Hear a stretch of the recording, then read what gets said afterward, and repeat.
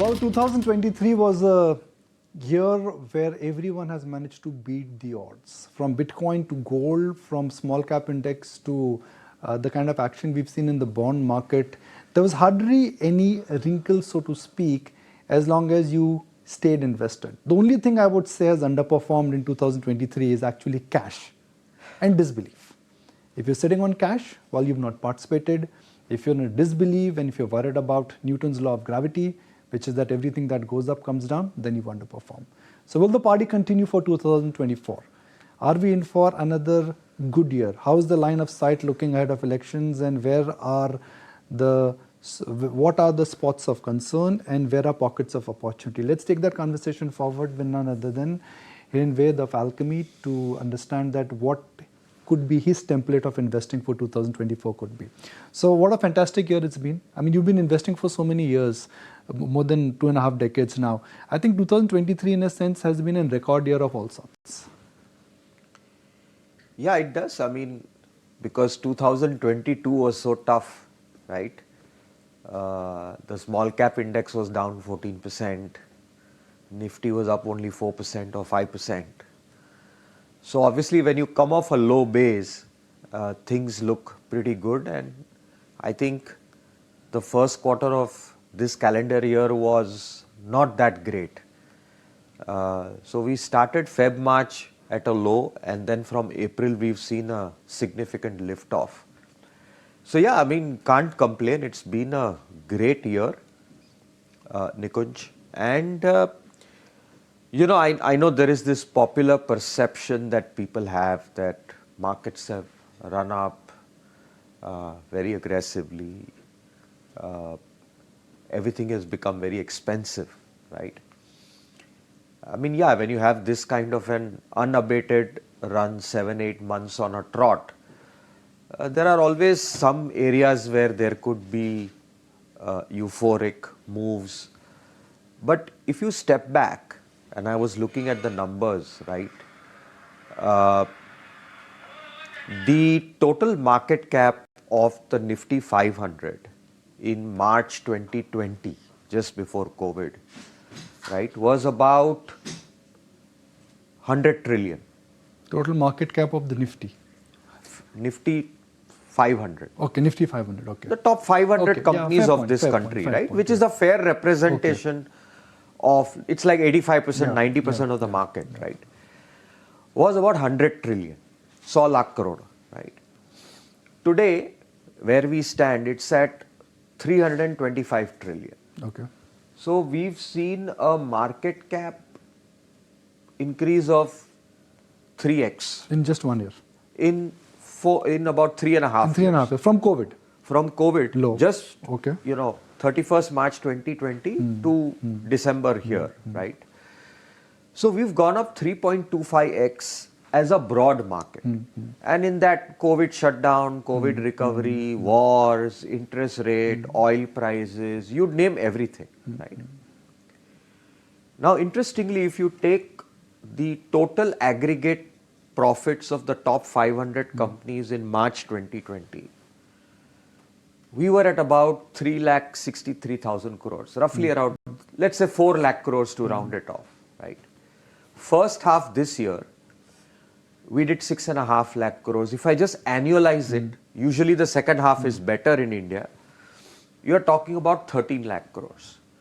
So your aggregate profits of the top 500 companies have gone from 4 lakh crores to 12 lakh crores, 13 lakh crores. That's 3.75x. So where are we talking? So markets are very rational, right? Markets, the total market cap is up 3.25x. Earnings are up 3.75x. So at a broader level, I don't think markets are overvalued because they have followed the earnings growth trajectory. But after many years, if you convert that into a CAGR, we're talking about earnings CAGR of 30% plus and a market cap CAGR of also 30% plus. Where have we seen that? We've not seen that for many, many years. And that's why this perception has come in. But I think the story of India, if you ask me post-COVID, is the massive recovery of earnings. Now you can blame it on anything, whether it is banks, NPLs going away or whatever it is. But the fact of the matter is that earnings have gone from 4 lakh crores to 14 lakh crores is not a joke. So I'm not complaining. I mean, I think that there is a certain rationale. We all have narratives and stories to talk about, but broadly, the bada picture is that the market cap growth in the last 3.5 years has purely reflected the earnings power of India Inc. And I think that's the big story. Okay. The other data which Buffett looks at, market cap to GDP, you go above 1, it's a yellow line. You go above 1.5, it's a red line. Yeah. The market cap to GDP ratio in India is at about 1.1 to 1.2. And large cap stocks have not participated. Yes. Every time when you've gone to 1.5 or 1.4, the end game has been rather disastrous. Whether it's happened in 2008 or it has happened in 2000. Is that a concern now? That we may look at the CAGR growth and talk about the small cap index in the broader market, but on an aggregate basis, markets represents a sum total of earnings and market cap, and which is where I think we're in line with GDP now and above the GDP. So the financial economy right now has become bigger than the real economy. Let me put it this way. So I'll tell you, there is a reason, and specifically in the Indian context, I think now market cap to GDP will be higher is because a lot of your GDP earlier was in the unorganized category, right? Which was not represented in the stock market. Post all the reforms that we've seen, GST, IBC, the broadly the cash economy in the business has come down dramatically. And a lot of that has become formal. Once it's become formal and a lot of that is listed, then it starts getting represented in your market cap, right? So yes, we are above 100% market cap to GDP, but we are not at 150 or 160%, right? So if you go back to our 2008 peak, probably if my memory serves me right, it was 148 or 150%. Yeah, 1.4. Yeah, 1.4, 1.5 is where you picked 1.4, out. 1.5, Yeah, right? picked out. If you look at the US today, it's at 1.7. Yeah. And US has consistently traded above 140, 150, right?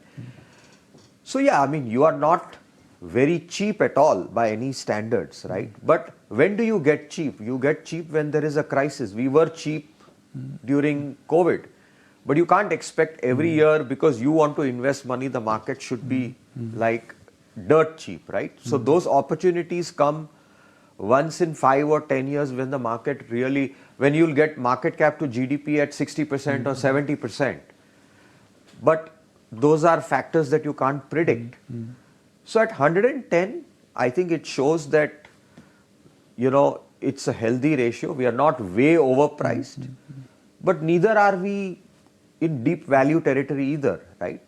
I think we've followed the earnings. So can I say Indian markets are like a sea-facing flat at Nariman Point? It will always be at a premium because there is scarcity for that kind of a view.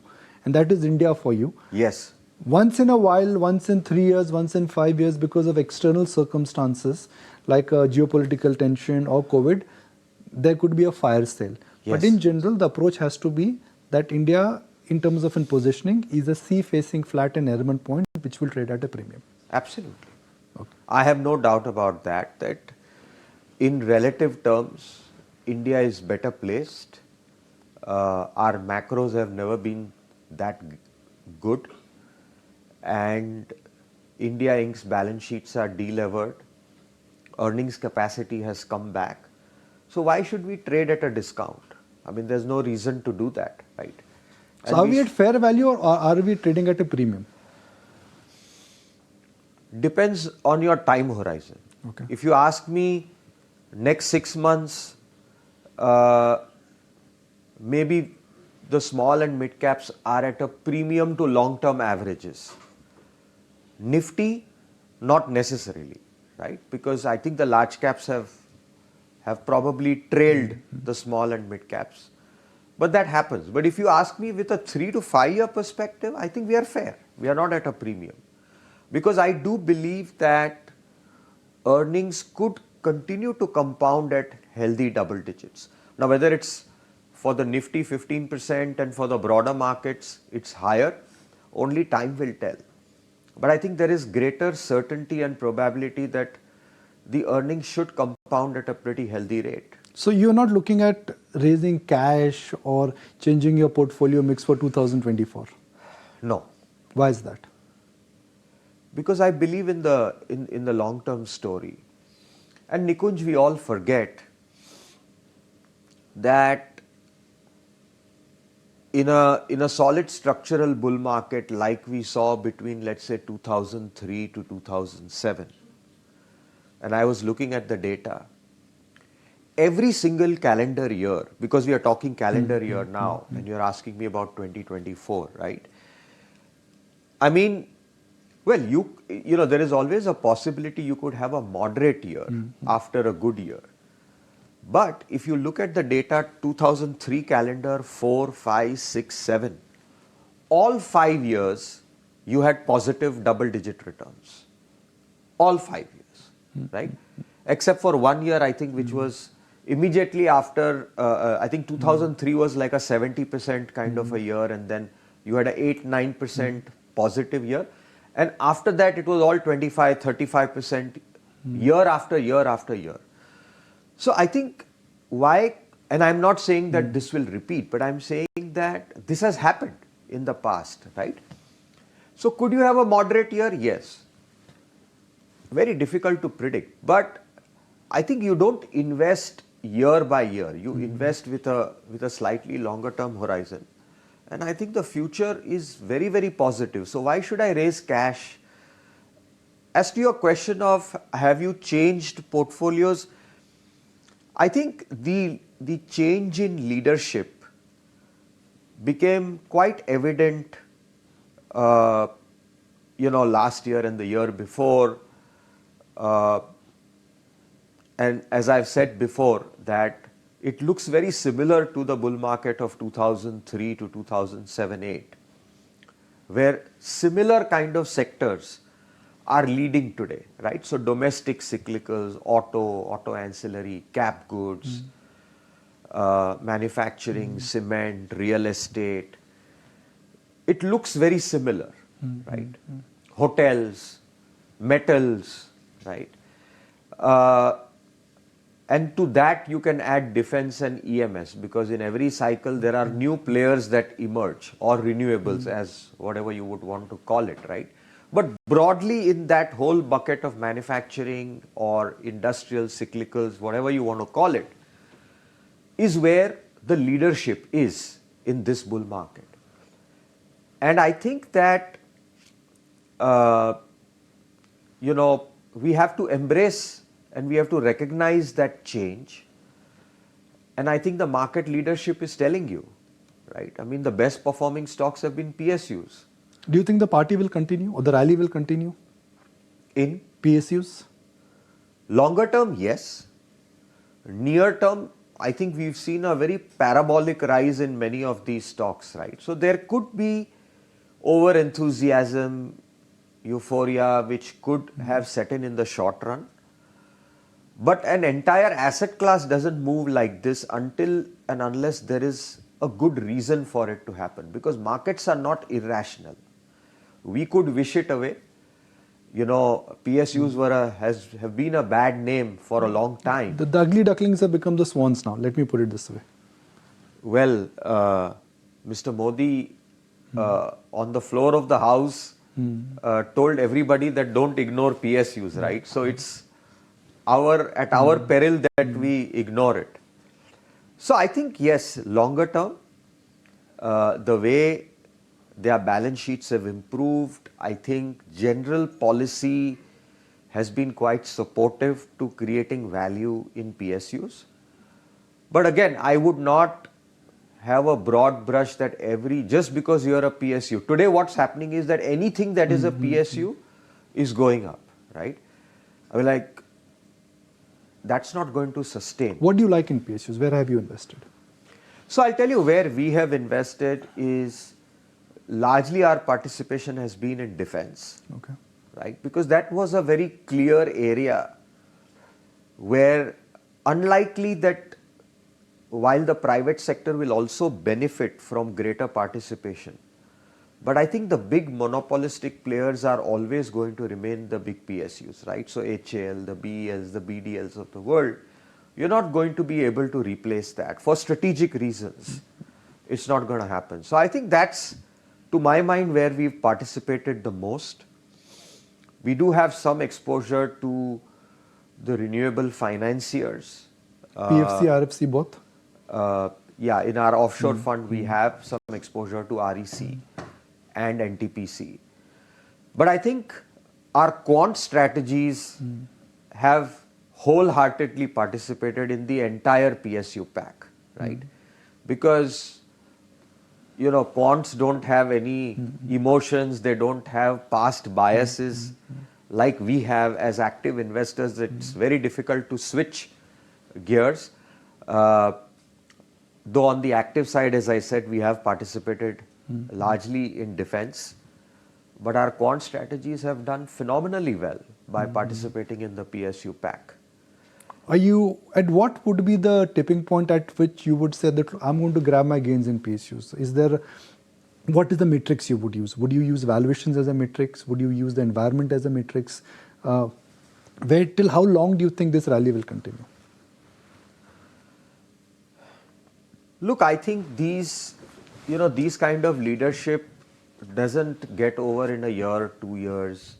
There may be ebbs and flows, but typically these kind of trends last multiple years, right? So I don't want to call it a top as yet. Now, you know, as I said, there could be temporary valuation overreach that could happen. I think it's very simple. You know, you need to not get carried away by the narratives, and you got to look at fundamentals. So I think even within, whether it's PSU or private, finally, if earnings growth and cash flow doesn't come through, then none of those market caps are going to sustain. And if they do come through, and I think broadly you could argue still that barring a few areas, PSUs relative from a valuation perspective were still cheap, right? PSU banks were cheaper. You know, there are a lot of other PSU stocks which were relatively cheap. But I would be very careful and not, assign the bullish fervor to every and any PSU. What were your top 3 mid-cap holdings at the beginning of 2023, and have they changed as we move from 2023 to 24? I think amongst the mid and small caps, well, some of them have now become large caps. So as you know, for a couple of years now, we've been bullish on the ER&D space. So, you know, KPIT, Tata Elxsi, Dynamatic Technologies. We've been holding it for 15 years now, right? It was a micro cap, and now it's a small cap. We hope at some point in time it will become a mid cap and grow. But I think the inflection point has come. We also participated in. It's another theme that we like quite a bit, which is luxury consumption, right? So we have exposure to stocks like Ethos and KDDL, which is the parent company, which we've been holding for a while, been quite bullish on it for a while. These are still small cap stocks. I think that we continue to hold that. We don't, small cap investing is also a long-term game, right? So you really have to stay invested in many of these companies for years together. I mean, Varun Beverages was a mid-cap when we invested in it. It's now become a large-cap company. So we haven't changed much, if you ask me. Have you participated in any of the recent IPOs, and have you allocated disproportionate amount of money? No. You've avoided all the recent IPOs? I think we've just Even stayed Tata away. Technologies, Huh? even Tata Technologies, because it's a play on Tata and technology, and it is like a bada bhai of KPIT, if I put it so, Yeah. openly. No, we did not, because again there was too much euphoria, right? After a long time, you had an IPO come from the Tata stable. And for us, we were happy because we had exposure to Tata Elxsi, which, by the way, I feel is a far superior business. Both KPIT and Elxsi are superior businesses to Tata Technologies. Not to take away anything from the potential of Tata Technologies or the quality of the business, but I think, the margins tell you the story, the growth tells you the story, right? But I think over time, people will realize that KPIT and Elxsi are far superior companies than Tata Technologies is. Uh, Hiren, one of the very basic approach any investor has now is that you look at P multiple. There are websites which give you both trailing and forward P multiple. Some of the mid-cap stocks you own, they cannot be called as cheap stocks. For example, whether it is KPIT or whether it is Ethos or whether it is Dynamatic Technologies, P multiples are north of 30 times, 40 times, even 50 times, depending on the estimate in the company you're looking at. But you are not in a hurry to sell. So when you look at long-term investing, how much importance do you give to this very basic, thumb rule of P multiples? See, Nikunj, I think the lessons we've learned is that PE multiple is one way to look at valuations, right? Especially when you're investing in smaller companies, you need to look at the absolute market cap and the absolute profit and the size of the business today versus what you believe it could be, right? Now, it's very different in a large cap company where you can't expect profits to double, triple and go up 5x. But it could happen in a small company where optically for current year or next year or maybe the year after that, it could look at 30, 40, 50 P multiples. Give us an example so that our viewers can relate to that. You said, okay, P multiples were expensive, but you ignored it and your conviction has rewarded you. No, again, I don't want to give names, but just we are discussing a case here. I'm saying let's take an example. If a company has today, let's say 50 crores of absolute profits. Okay. And let's say it's trading at 50 times. Okay. Right? But if the business is at an inflection point and if you believe that, let's say in the next 3-4 years, the 50 crore profits could become 200 crores, 3x or 4x. What value is that 30 or 40 multiple, right? But very different vis-a-vis, let's say, a company which has profits which is, let's say, 5,000 crores and can't go to 15,000 crores in 5 years because of the base effect, right? And there, if you're paying very high multiples, one has to be careful. So, size and scale at which you look at multiples also matters. So while the multiple itself tells you something, and yes, one has to be very cognizant, but I'm saying that you can ignore these multiples if you believe that profits can go in multiples of where they are today. And I think that is very important. But I agree with you that, things aren't cheap, very difficult to find stocks. You typically tend to find value only once you've hit a crisis, is when you really get things cheap. Right now, very difficult. So what should be a very basic portfolio approach for 2024? They say that you don't get good price when there is cherry consensus.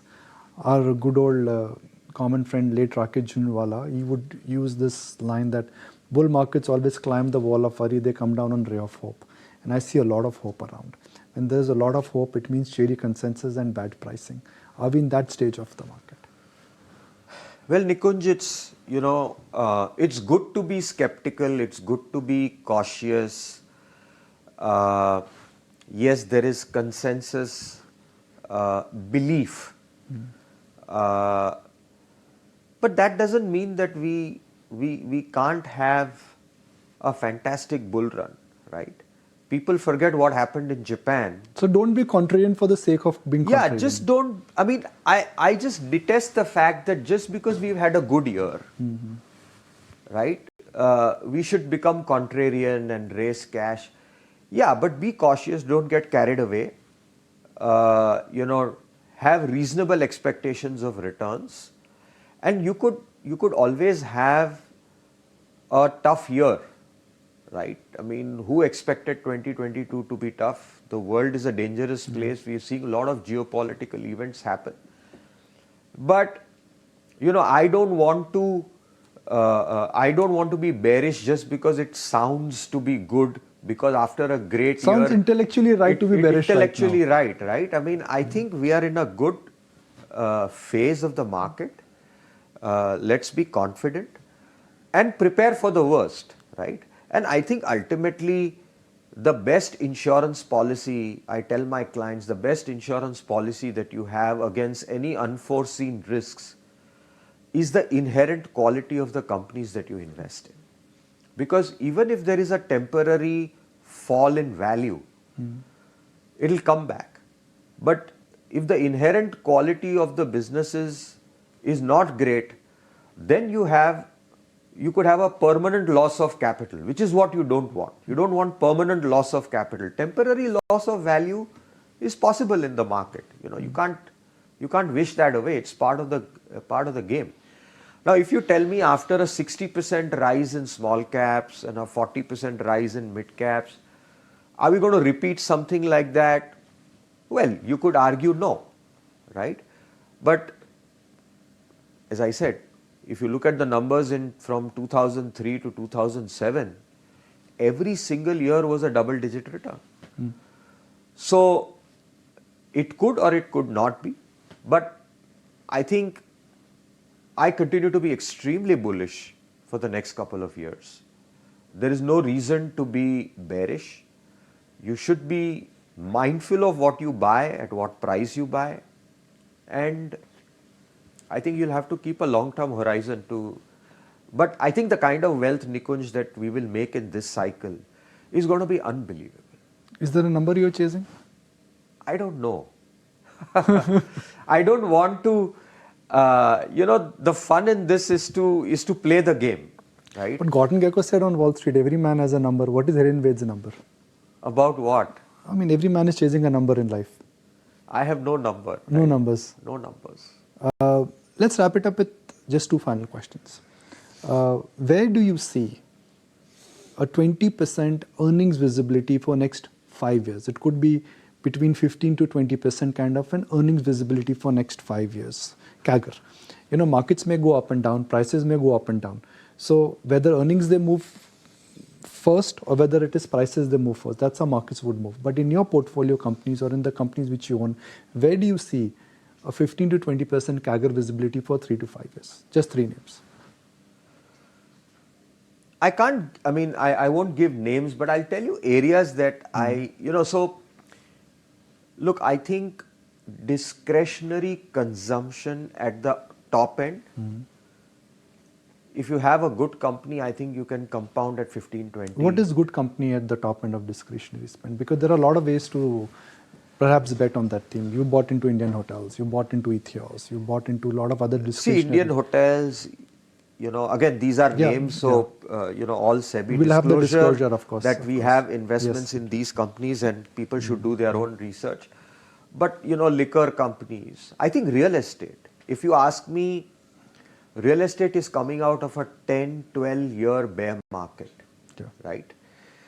And you look at the numbers, it's astounding. I mean, I think the data just came out yesterday, 31% growth in sales in terms of number of units, right?